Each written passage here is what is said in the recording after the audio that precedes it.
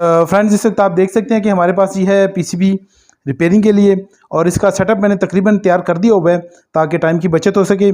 तो देखें, ये है जी हायर का डीसी इन्वर्टर एयर कंडीशनर, और इसके ऊपर जो है वो E7 का एरर आ रहा है, और ये 1 टन का पीसीबी है। तो इस वक्त रिपेयरिंग के लिए हमारे पास आ चुका है। तो इसमें जी देखते हैं कि क्या मसला है, क्योंकि अभी तक मैंने भी इसको प्रॉपर्ली चेक नहीं किया है, क्योंकि मैं चाहता था कि वीडियो में स्टेप बाय स्टेप मैं ये करता जाऊं, और ताकि आप सब भी ये जान सके कि इसमें क्या मसला था। क्योंकि ऑलरेडी हमने E7 पे वीडियो बनाई हुई है, और उसमें हमने पॉसिबल जो फॉल्ट्स हैं वो बताए हुए हैं, लेकिन उनमें से एक फ़ॉल्ट आज यहाँ पे फिर रिपेयर करेंगे, क्योंकि एक और वीडियो मैंने बनाई थी उसमें मैंने ये किया था और वो बताया था कि क्या फ़ॉल्ट इसमें मौजूद है। तो आज इसमें सबसे पहले इसको सीरीज़ बोर्ड में टेस्ट करेंगे, क्योंकि सीरीज़ बोर्ड जो है वो हमें बहुत जल्दी बता देता है कि इसमें क्या मसला है। तो इसके लिए मैंने देखें डायरेक्ट जो है वो इलेक्ट्रिक यहाँ पे इंस्टॉल की है। अगर आप नहीं जानते तो लाइन और न्यूट्रल जो है मैंने प्रॉपरली लगा दी है, और उसका स्विच जो है मैंने तैयार किया हुआ है।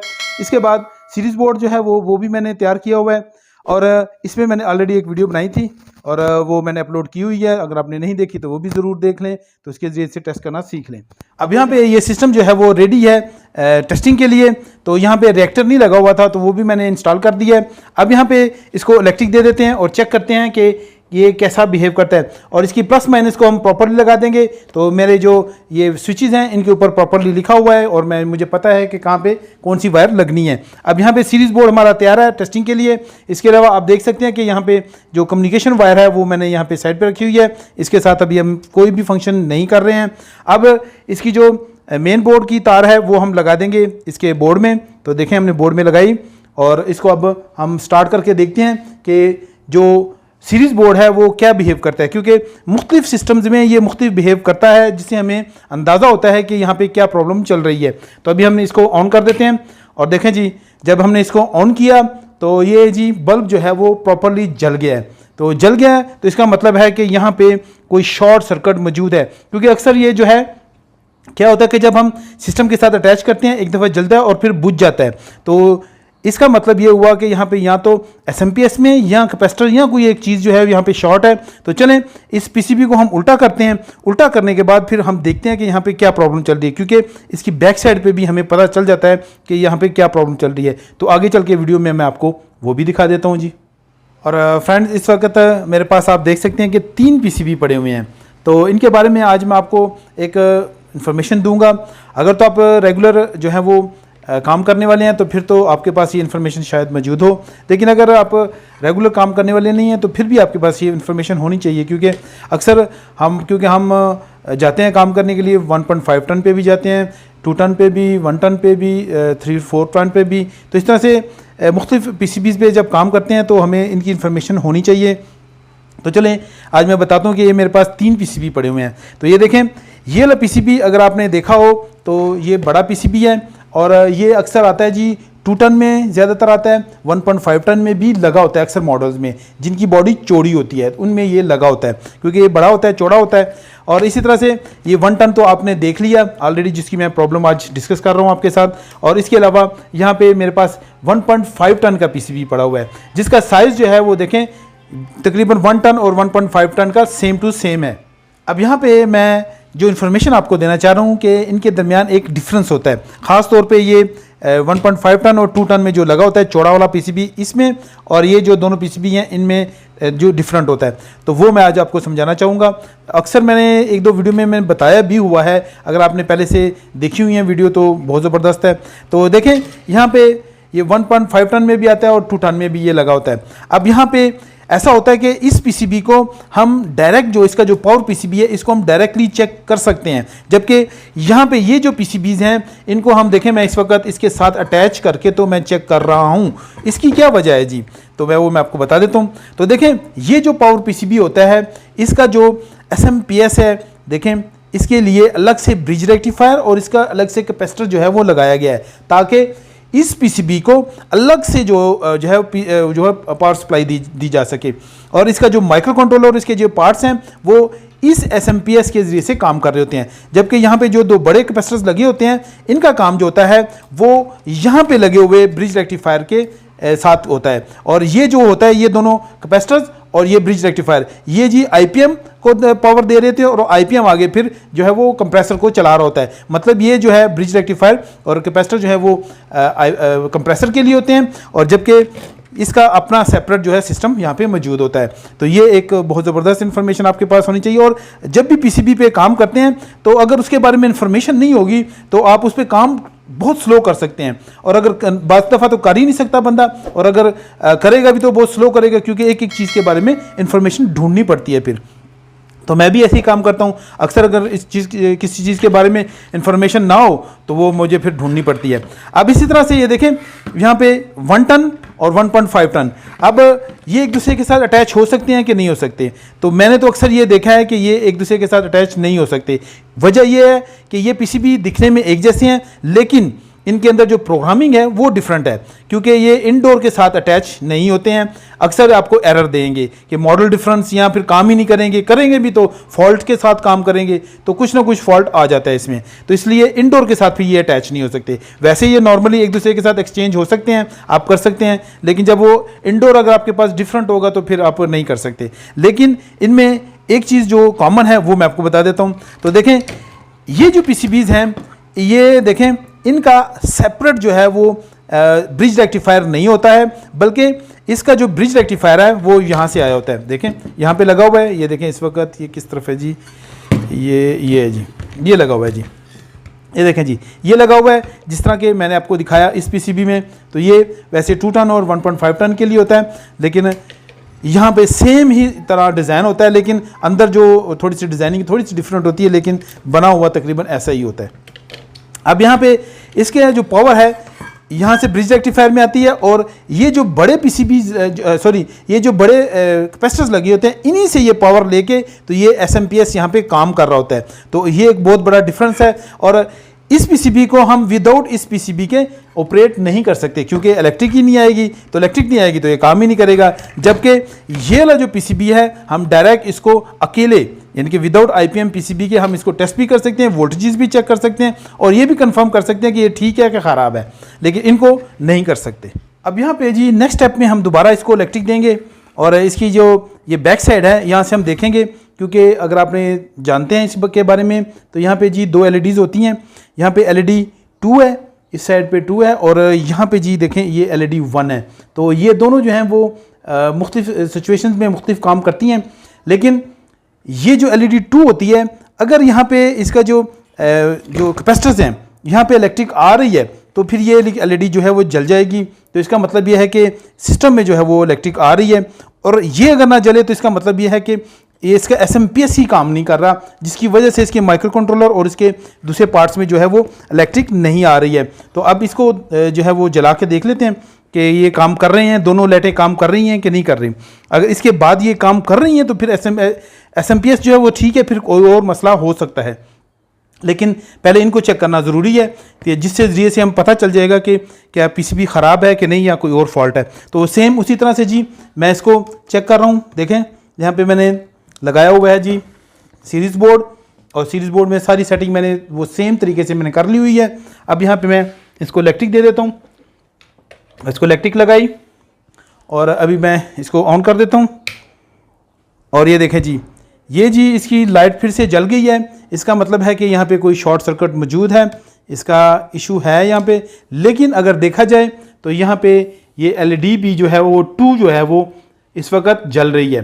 तो इसका मतलब ये हुआ कि LED 2 अगर जल रही है तो ये जी इसका जो इलेक्ट्रिक इसमें आ रही है प्रॉपरली, और इसका जो कैपेसिटर्स हैं वो ठीक हैं। इसका मतलब है कि इसके एसएमपीएस में ही मसला है, और कोई चीज़ ख़राब नहीं है लगती यहाँ पे। अब इसको प्रॉपरली चेक करने के बाद ही पता चलेगा कि सिर्फ एसएमपीएस में ही मसला है कि या फिर कोई और चीज़ भी इसमें ख़राब है। लेकिन पहले इसको ऑन करना बहुत ज़रूरी है, ताकि ये जो इसकी LED 1 है ये भी जल जाए। तो चलें इस पर प्रॉपरली अब काम करना शुरू करते हैं जी। अब यहाँ पे जी नेक्स्ट जो हम चेक करेंगे कि इसका जो एसएमपीएस है वो कैसे काम करता है, और इसके लिए हमें थोड़ा सा समझना होगा इसके आईसीज़ को। तो इसके अंदर जो ये देखिए PWM IC लगा हुआ है, ये है जी 1-2 या स्विचिंग IC जिसको कहा जाता है, PWM भी कहा जाता है और स्विचिंग IC भी कहा जाता है। तो 120100 इसका नंबर है। तो ये IC आप चेक कर लें, इसका डेटा शीट भी आप चेक कर सकते हैं। इसके अलावा यहाँ पे एक पावर मोसफेट लगा हुआ है, तो उसका नंबर है जी 4N 60ZG,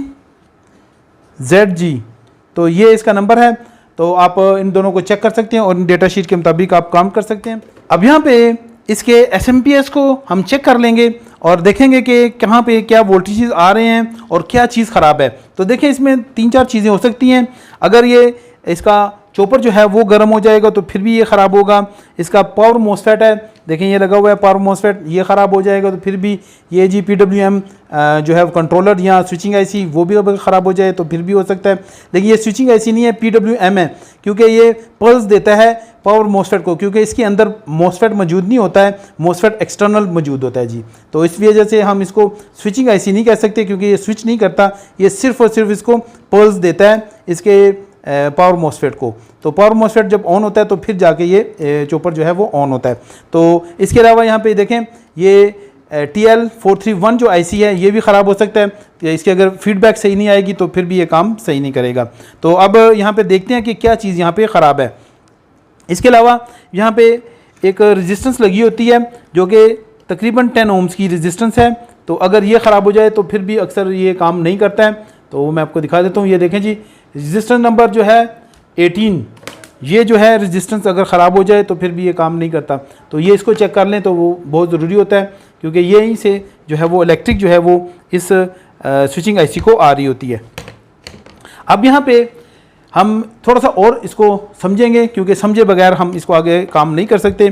तो ये जो चॉपर होता है ये किस तरह काम करता है, तो मैं आपको वो समझा देता हूँ। आप देख सकते हैं इस वक्त यहाँ पे जो बैक साइड के इसके प्रिंट्स हैं, तो ये देखें यहाँ पे 2 बड़े कैपेसिटर लगे हुए हैं। तो यहाँ से ये पावर ले रहा होता है, तो ये पावर यहाँ से लेके तो फिर DC to DC कन्वर्ट करता है। तो यहाँ पे आप देख सकते हैं कि इस वक्त ये पॉजिटिव साइड है और ये नेगेटिव साइड है। तो पॉजिटिव साइड को आप फॉलो करें तो ये देखें, ये पूरा प्रिंट फॉलो करें और ये देखें जी यहाँ पे प्रिंट आ गया यहाँ पे, और ये देखें जी ये यहाँ पे आके ख़त्म होता है। तो मैं इसको थोड़ा सा और जूम कर लेता हूँ। तो ये कौन सी पिन है जी, तो ये पिन नंबर 1 पे आके ख़त्म हुआ जी, बंद हुआ, यानी कि यहाँ पे रुक गया, इसके साथ जुड़ गया। तो जब यहाँ पे जुड़ गया तो यहाँ आप देख सकते हैं T1 लिखा हुआ है, इसका मतलब है कि ये चॉपर या ट्रांसफार्मर।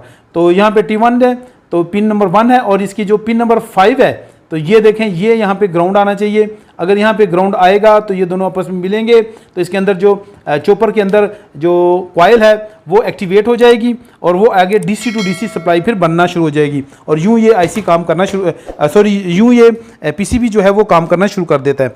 अब इसको मैंने जी डायरेक्ट इलेक्ट्रिक दे दी है। तो अब इसको हम चेक कर लेंगे कि यहाँ पे कौन सी जगह पे मसला है। तो इसके लिए हम थोड़ा सा इसको जूम कर लेते हैं और देखते हैं कि क्या चीज़ ख़राब है यहाँ पे। तो देखें यहाँ पे जो इसकी पिन नंबर 1 है तो ये एडजस्ट पिन है, और इसके बाद ये देखें जी इसकी जो पिन नंबर 5 है तो यहाँ पे हमें कुछ वोल्टेज मिलने चाहिए। तो अब यहाँ पे मैं चेक करता हूँ कि क्या वोल्टेजेस आ रहे हैं कि नहीं आ रहे। तो यहाँ से हम ग्राउंड ले लेंगे और यहाँ पे हम चेक कर लेंगे क्या वोल्टेज आ रहे हैं। तो ये देखें जी यहाँ पे 2 वोल्ट आ रहे हैं जी, 2 वोल्ट्स यहाँ पे बन रहे हैं। इसका मतलब है कि ये काम कर रहा है, सही है। तो ये क्या चीज़ ख़राब है फिर जी, तो दोबारा से चेक कर लेते हैं एक दफ़ा जी। 2.4 वोल्टेज आ रहे हैं, तो इसका मतलब हुआ कि मोसफेट में थोड़ी ख़राबी आ सकती है।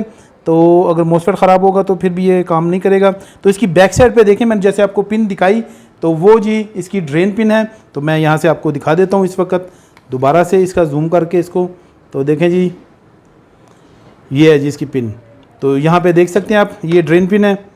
तो यहाँ पे हम वोल्टेजेस चेक करेंगे। दरअसल कैमरे में ये सही नज़र नहीं आ रही थी तो इसलिए मैंने दोबारा से आपको दिखा दिया। तो यहाँ से देखें, ये पॉजिटिव सप्लाई जो है वो हम ले लेंगे जी। यहाँ से हम पॉजिटिव सप्लाई लेंगे और यहाँ पे इसके ड्रेन पे चेक करेंगे कि हमें 320 वोल्ट मिल रहे हैं कि नहीं मिल रहे। तो इन दोनों को हम चेक कर लेते हैं अभी। तो देखते हैं कि यहाँ पे हमारे पास वोल्टेजेस मौजूद हैं कि नहीं। तो अभी दोबारा से इसको लगा लेंगे। तो पॉजिटिव सप्लाई हमने यहाँ से ली, देखें इस पिन से, ये इसके साथ रेजिस्टेंस भी लगी हुई है, यहाँ से भी ले सकते हैं। और फिर ये देखें जी हमने यहाँ से ली। तो यहाँ पे देखें मोसफेट पे जो इसके ड्रेन है वहाँ पे वोल्टेजेस नहीं बन रहे। अगर हम इसके साथ लगाएं, इसकी पिन नंबर जो IC है इसकी पिन नंबर 4 पे लगाएं, तो यहाँ पे देखते हैं कि यहाँ पे क्या आ रहा है जी। तो यहाँ पे 300 वोल्टेज बनते हैं कि नहीं, तो यहाँ पे बन रहे हैं जी। तो यहाँ तक वोल्टेज आ रहे हैं, लेकिन इसको जो है वो आगे नहीं जा रहे हैं। तो इसका मतलब है कि ये स्विचिंग आईसी तकरीबन ठीक है, क्योंकि यहाँ पे जब हम इसको चेक करते हैं जी, यहाँ पे भी वोल्टेजेस बन रहे थे, मैंने चेक किए थे, तो यहाँ पे भी बन रहे थे, यहाँ 2.4। तो ये यहाँ पे मोसफेट जो है वो ख़राब होने के चांसेस ज़्यादा हैं। तो चलें इस मोसफेट को चेंज करते हैं और फिर देखते हैं कि क्या जो है वो ये प्रॉपरली काम करता है कि नहीं करता। अब यहाँ पे मैंने जी ये देखें मोसफेट जो है वो मैंने चेंज कर दिया है, और सेम मोसफेट हमारे पास अवेलेबल नहीं था, और ये जो मोसफेट है ये बहुत मुश्किल से मिलता है, तो ये मैंने यहाँ से निकाल दिया है। आप देख सकते हैं इस वक्त मैं इसको आपको जूम करके दिखा देता हूँ, इसका नंबर भी आप देख लेंगे।